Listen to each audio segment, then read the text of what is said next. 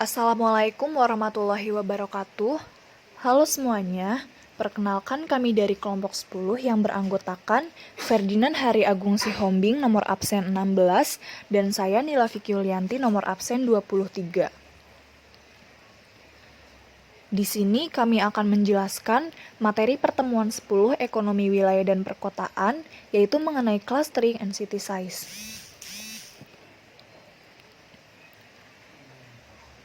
Yang pertama, kita akan membahas mengenai clustering. Nah, sebenarnya mengapa sih perusahaan itu membentuk klaster atau berkelompok-kelompok? Nah, untuk menjawab pertanyaan ini kita harus mempelajari kelima hal yang ada. Yang pertama, sharing intermediate inputs. Yang kedua, sharing labor pool. Yang ketiga, labor matching. Yang keempat, knowledge spillovers. Dan yang kelima, other benefits atau manfaat lain.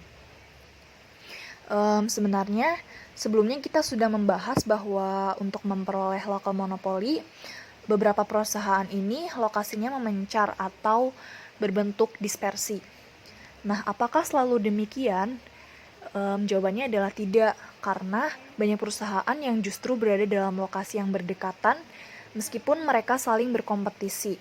Nah, keadaan berkumpulnya berbagai perusahaan dalam satu tempat ini disebut aglomerasi. Jika perusahaan tersebut dalam ekonomi yang sama atau dalam industri yang sama disebut localization economies, dan jika industrinya berbeda akan disebut urbanization economies. Selanjutnya kita akan mempelajari 3 sebab aglomerasi atau keuntungan aglomerasi yang dikemukakan oleh Alfred Marshall atau disebut sebagai Trinity of Agglomeration Economies. Yang pertama yaitu local pool of skilled labor. Di sini perusahaan mudah memperoleh tenaga kerja. Kemudian yang kedua, local supplier linkage yang akan menurunkan biaya transportasi atau logistik. Apabila perusahaan satu dengan perusahaan lain membentuk sebuah kelompok, maka otomatis jarak dari perusahaan satu dan perusahaan lain tersebut akan lebih dekat sehingga dapat mengurangi biaya transportasi atau logistiknya. Kemudian yang ketiga yaitu local knowledge spillovers, di mana akan banyak ide yang bisa dimanfaatkan untuk meningkatkan produktivitas karena dalam sebuah klaster perusahaan terdapat banyak pekerja yang memiliki kemampuan yang atau pengetahuan yang sama, sehingga idenya akan lebih banyak dan bisa dimanfaatkan untuk meningkatkan produktivitas mereka. Nah, sebenarnya apa sih yang menyebabkan perusahaan cenderung melakukan aglomerasi? Nah, nanti kita akan membahas di slide berikutnya. Jadi, yang menyebabkan perusahaan cenderung melakukan aglomerasi, yang pertama itu sharing intermediate inputs.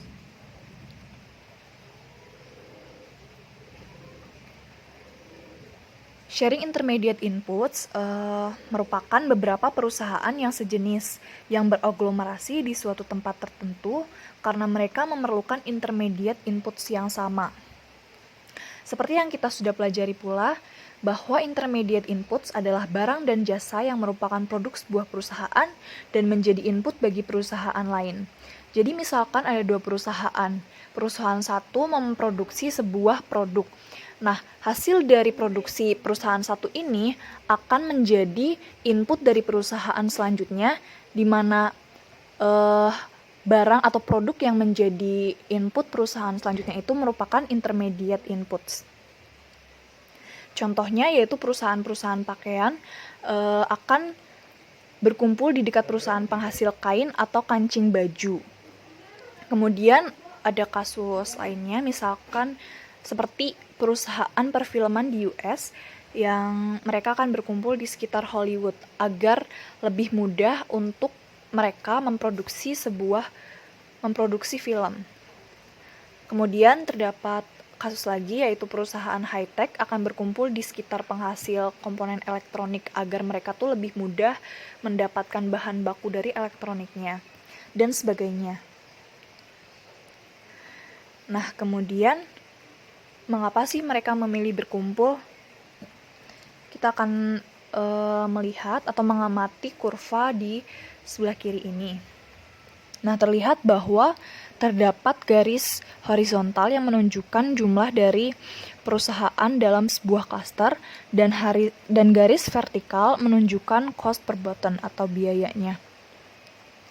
Nah, apabila kita lihat dari kurva, apabila semakin banyak jumlah firms dalam cluster, maka akan lebih sedikit cost yang dikeluarkan. Atau semakin tinggi permintaan, membuat perusahaan penghasil intermediate inputs mencapai economies of scale, sehingga harga per unit akan menjadi lebih murah. Nah, perusahaan akan menghemat biaya face time dan modification cost untuk memodifikasi produk intermediate input standar.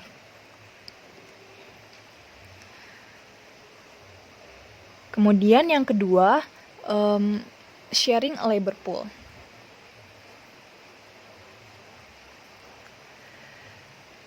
Kalau begitu, perusahaan itu semuanya akan berkumpul saja. Tentu tidak, karena ada trade-off atau self-reinforcing, sesuatu yang berlawanan tetapi bergerak ke arah yang sama, yaitu semakin teraglomerasi kompetisi memperoleh tenaga kerja, maka semakin tinggi, sehingga labor cost naik. Kemudian ada titik equilibrium tertentu, sehingga clustering ini akan lebih baik daripada isolated.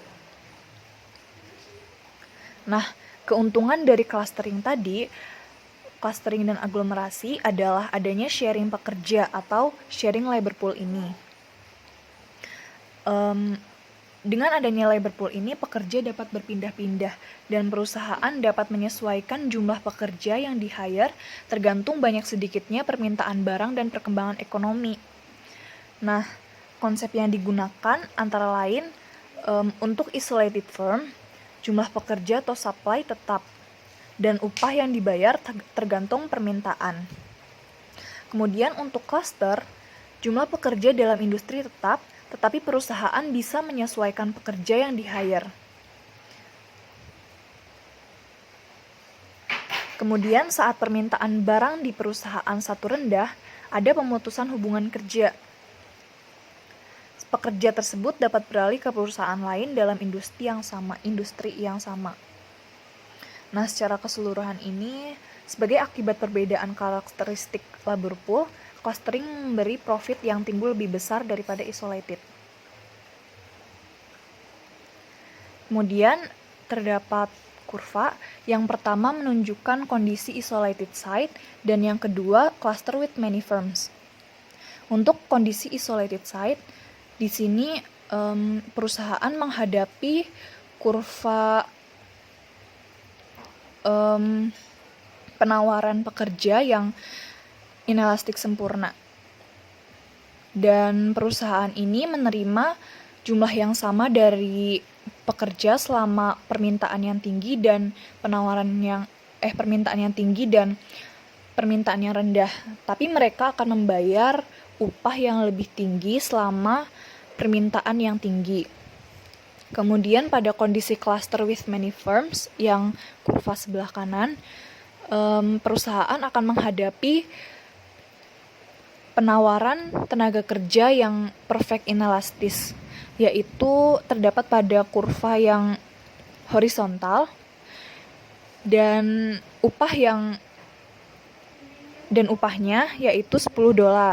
Kemudian perusahaan akan menerima 21 pekerja selama permintaan yang tinggi, namun hanya terdapat 3 pekerja selama permintaannya rendah, seperti pada kurva low demand.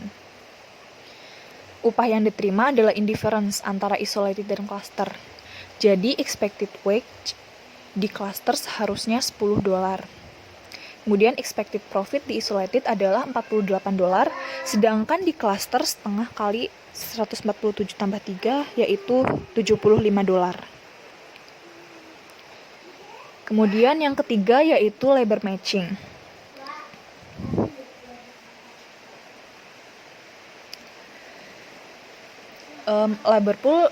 Labor pool dari aglomerasi memberi keuntungan lain. Jadi, semakin banyak pekerja, maka semakin banyak opsi perusahaan dalam mendapatkan pekerja dengan skill yang diinginkan. Kemudian, konsekuensinya apa? Yaitu biaya pelatihan yang dikeluarkan akan semakin sedikit dan upah bersih yang diterima pekerja akan lebih besar. Nah, konsep ini dijelaskan labor matching model yang menempatkan skill pekerja dalam address-nya masing-masing. Kemudian yang keempat yaitu knowledge spillover. Berkumpulnya perusahaan dalam industri yang sejenis akan menghasilkan inovasi yang bisa meningkatkan produktivitas karena pertukaran ide di antara karyawan. Mengapa? Karena apabila dalam sebuah klaster terdapat berbagai perusahaan, maka perusahaan tersebut dapat menghasilkan inovasi yang lebih lagi karena terjadi pertukaran ide antara karyawan itu tadi, dan banyak penelitian yang mendukung hal ini.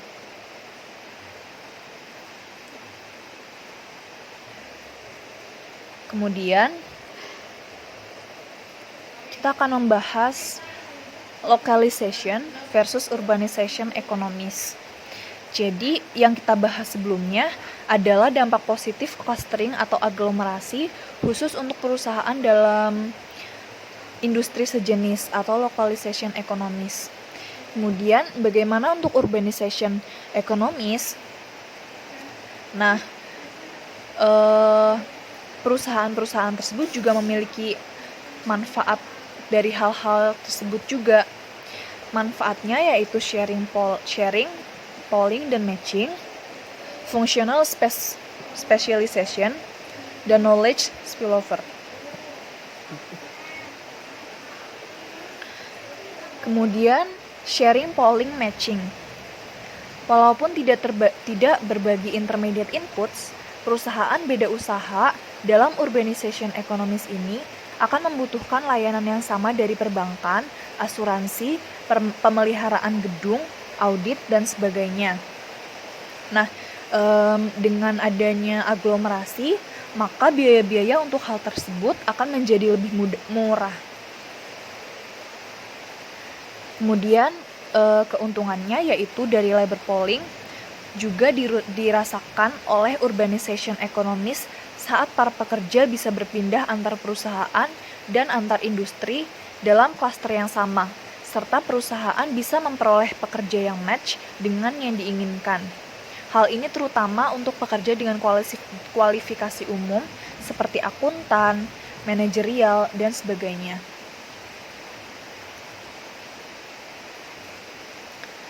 Kemudian, functional specialization.